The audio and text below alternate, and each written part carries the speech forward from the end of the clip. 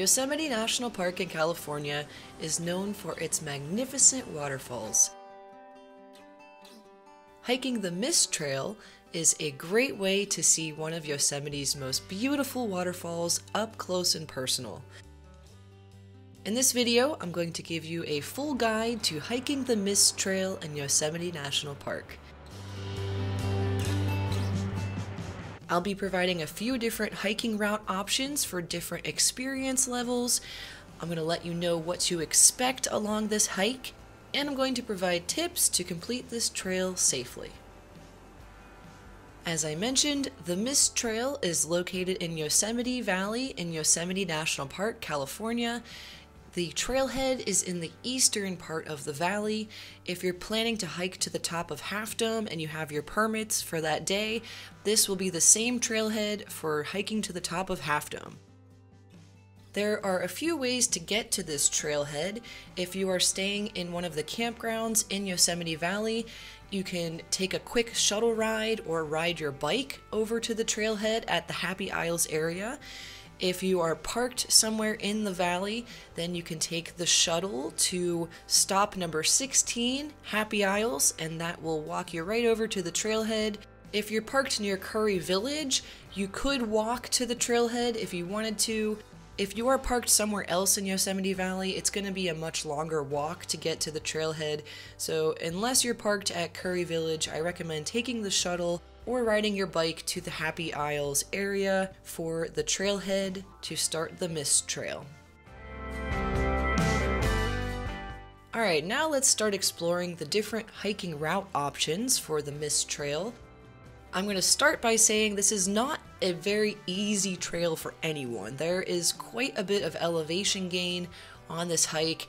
It is paved to the footbridge, so you could, in theory, take a stroller up to the footbridge section. You're just going to have a tough time getting a stroller or a wheelchair up those pretty steep inclined areas along the trail. Alright, we're going to start with the easiest hiking option that will still get you a view of Vernal Fall. That is to hike to the footbridge. That would be 1.8 miles out and back from the trailhead with over 400 feet elevation gain. This is that paved section of trail to the footbridge. The trail starts off in a forested area. You have a lot of shade cover here, so if you do this hike later in the day, it's likely going to be very crowded and busy, but you will have some shade as you hike through the forest. There are some sections that are open and some sections that are shaded. As you're hiking along this path, the trail is uphill most of the way. You have beautiful views looking down and out into this river valley where you can see water rushing down on massive boulders down below. If you're doing this hike with older family members or younger children that aren't as experienced with hiking, this would be a good hiking option for you. You'll still get that view of Vernal Fall once you make it to the footbridge, and just past the footbridge is a bathroom and a water fountain where you can fill up your water bottles and head back to the trailhead.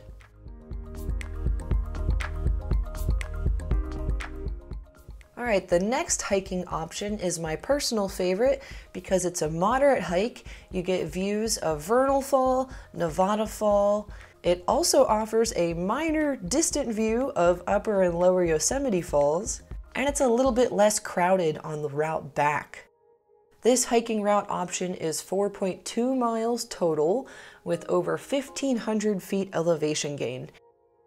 This trail will take you to the top of Vernal Fall, continue along that waterway until you come to a trail junction where you'll take that side path uphill to Clark Point, where you meet up with the John Muir Trail and continue back down the hill and go out the way you came. So this trail does feature a loop, but you go in and out from the same trailhead.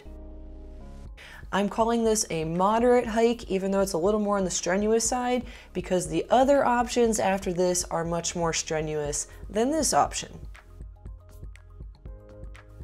Alright, so here's what you can expect once you make it past the footbridge and continue along the Mist Trail. The path starts to become a little bit more uneven with footing. There are some sections that are still a bit paved and other sections where there are rocks in the path. The path continues in a forested area. You're still going uphill as you're hiking, and eventually the forested area opens up to an area that looks like a big deep river gorge. Your hiking trail is along the right side of the river, and it's a very steep drop to the river, so be very careful in this area. People have died here in the past by slipping and falling down into the river, so make sure you're careful on this part of the trail. This is definitely the most dangerous part of the mist trail coming up.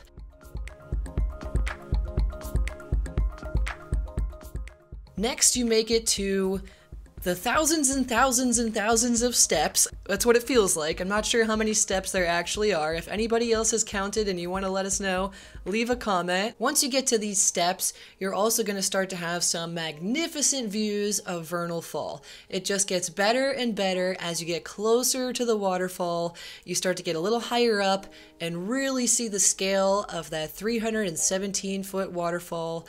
If you visit this trail in late spring, early summer, you are in for quite a treat. You're going to get drenched with mist.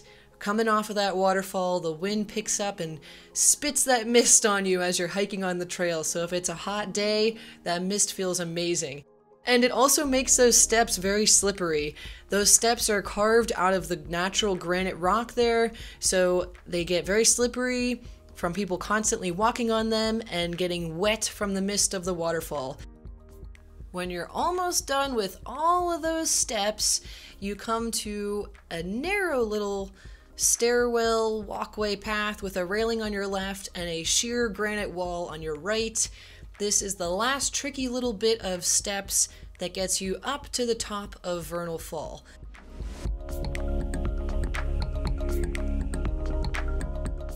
If you have a fear of heights and you make it to the top of Vernal Fall, you should be fine once you get to the top of Vernal Fall. There aren't very many sheer drops or cliffs after you get to the top of Vernal Fall.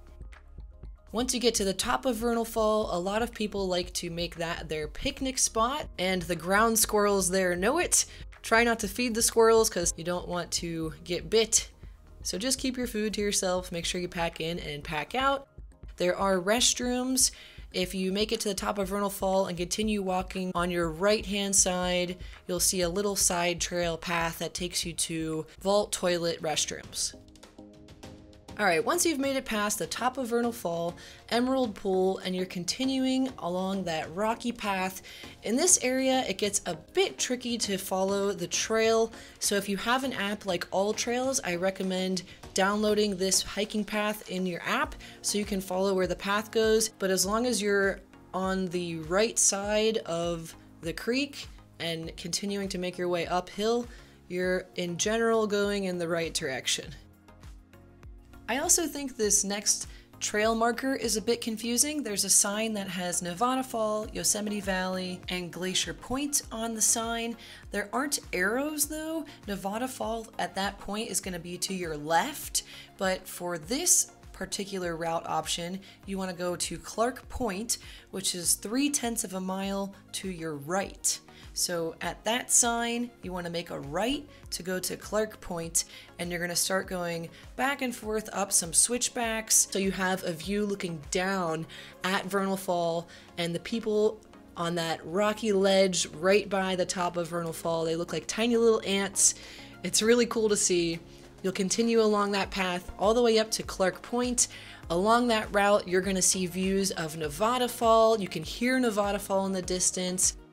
And Clark Point is very obvious. Once you get there, there's a sign that says Clark Point. Clark Point is the junction with the John Muir Trail, and that's when you are going to follow the sign back to Yosemite Valley. After passing Clark Point and you're heading back down on those switchbacks on the John Muir Trail, you get some views of Upper Yosemite Fall. Looking way out across the valley, you have some really nice views on this hike that you don't get on the rest of the Mist Trail hike. The John Muir Trail meets back up with the Mist Trail about a quarter mile or less up from the Footbridge. So when you come back to that junction with the Mist Trail, you're going to make a left and go back towards the Footbridge and Happy Isles. And that completes this hiking route option.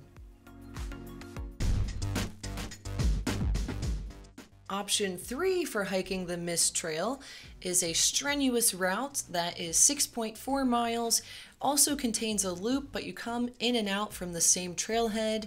This is the Vernal Fall and Nevada Fall loop. In this trail, you'll get about 2,210 feet elevation gain. If you choose to go with this route option, when you get to the top of Vernal Fall and you make it to that junction where you could go right towards Clark Point or go left to Nevada Fall, that's where you make a left going towards Nevada Fall. You're going to cross over a bridge that takes you over the Merced River.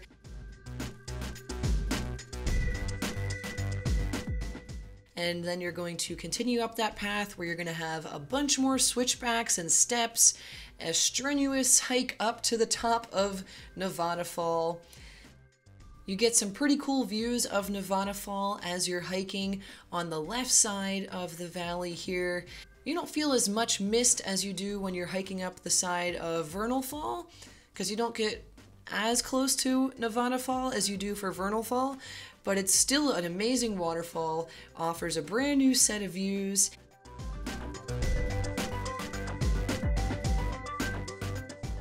Not as many people go to the top of Nevada Fall that go to the top of Vernal Fall, so it's usually a little bit less crowded up there as well. Once you make it to the top of all those switchbacks, you're going to see another junction where you can go to the right to go to the top of Nevada Fall, or you could go to the left / straight to go to Half Dome. You're going to make the right, go over the top of Nevada Fall. There's another bridge there, some nice viewpoints, looking out around the valley.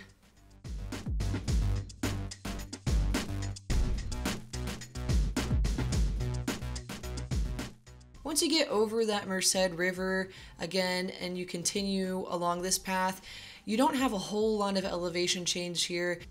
There's part of like a cliff carved out here that you hike along that pathway, and you continue along the John Muir Trail till you come back to Clark Point.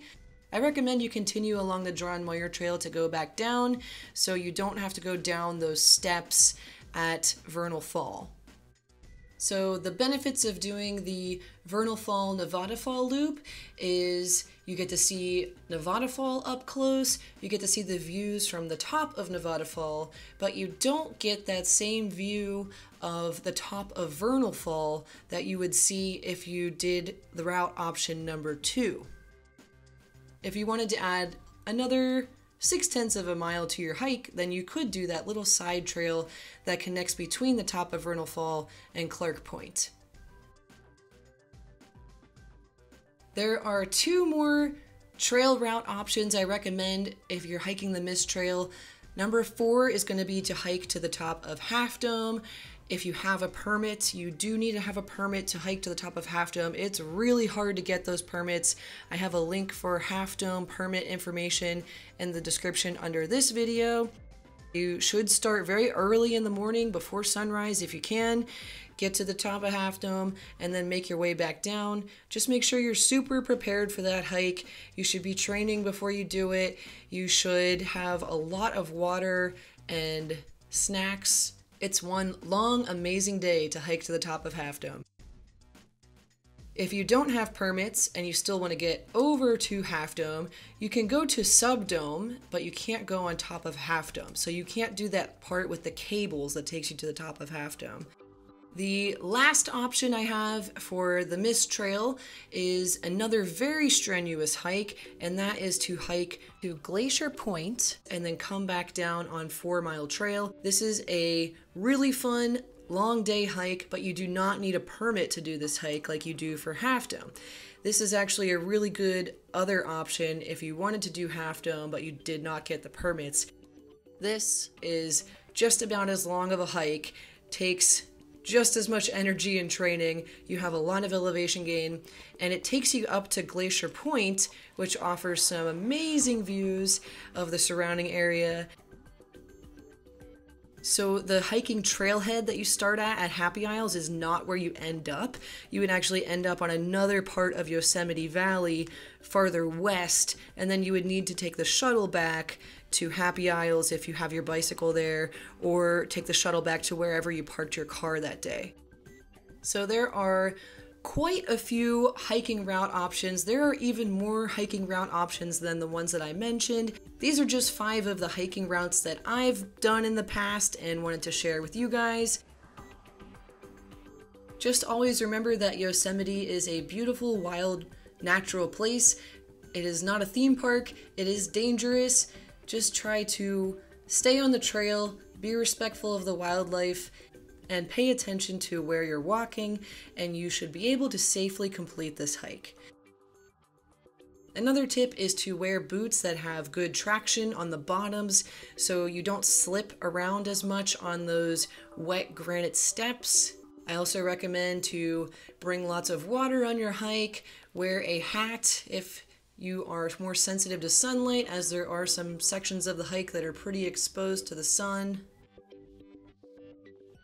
Hiking the Mist Trail is one of my favorite ways to experience Yosemite. I prefer doing this trail in the morning to avoid the big crowds. There are pros and cons of hiking the Mist Trail in the morning versus the afternoon. If you hike the trail earlier in the morning, you have a better chance at avoiding big crowds and backups along the narrow path with all of those steps. If you hike the trail in the afternoon, then you're going to have a little bit more sun exposure, which can be a good or bad thing depending on the time of year. If it's really hot, then it's just going to make you appreciate the mist much more. However, the trail is going to be much more crowded. There are going to be a lot of people there, and you might have to stop and wait to pass people or wait for someone to go up the steps if somebody's coming back down the steps. So just take your time with it. It's better to take a little bit longer on the hike and make it back to the trailhead safely. Alright guys, that's going to wrap up my video on hiking the Mist Trail in Yosemite National Park. If you have questions for me about hikes in Yosemite, you can leave a comment under this video and I'll get back to you. If you haven't done so already, make sure you hit the subscribe button. Hope you guys enjoyed this. Have a great day. If you are planning a trip to Yosemite, have an amazing time. It is one of my favorite places in the world. Please respect it and enjoy your time there. Have a great day, everyone, and happy travels!